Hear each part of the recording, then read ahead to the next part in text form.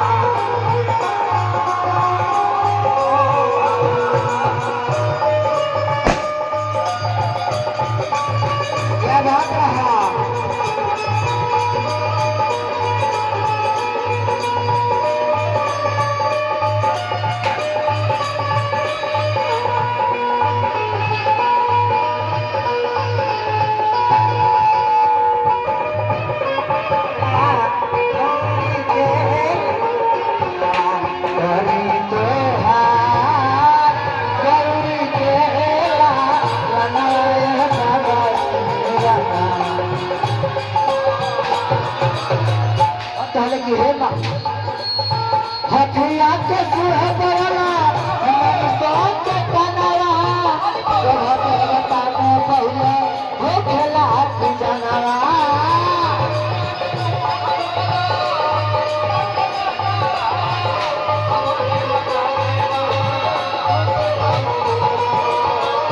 बहुत बढ़िया है हमारे भाई अमित कुमार अजित कुमार जी की तरफ से 100 रुपया का पुरस्कार हमारा तरफ से नमस्कार। माता रानी से प्रार्थना करें उनकी बच्चियों का जिम्मेदारी धन धन चलत रहे। आइए कैसे सूचना कितने साल के बच्ची है?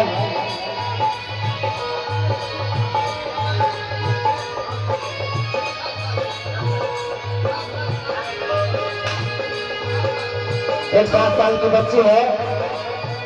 इसी छठी माई के बर्तन में गुण है। अगर किसी आदमी को बच्ची मिलती है तो कृपया हमारे मंच पर आकर बच्ची को छोड़ जाए।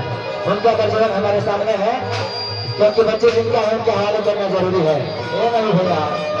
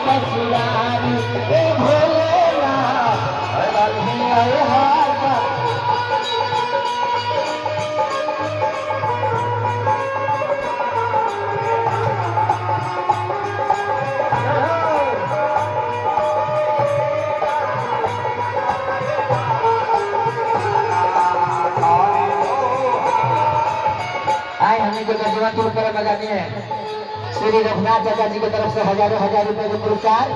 तो चाचा जी के चरण में कोटि कोटि नमन वंदन करते हुए माई से प्रार्थना करे कि चाचा के नए परिवार एकदम मस्ती मगन में रहो। आई बहुत बढ़िया बड़ मदनीय बड़ भैया श्री संतोष यादव जी अनेकों रुपये के पुरस्कार। भैया जी के चरण में कोटि कोटि नमस्कार। माता रानी से प्रार्थना। आइए छोटी सी प्यारी सी गुड़िया, अगर किसी का ये बच्चे है तो हमारे आवाज अगर आपके कानों तक जाती है तो कृपया अपने बच्चे को आके ले जाए हमारे मंच से। है गौरी केला लगाए बाबा सुमेरा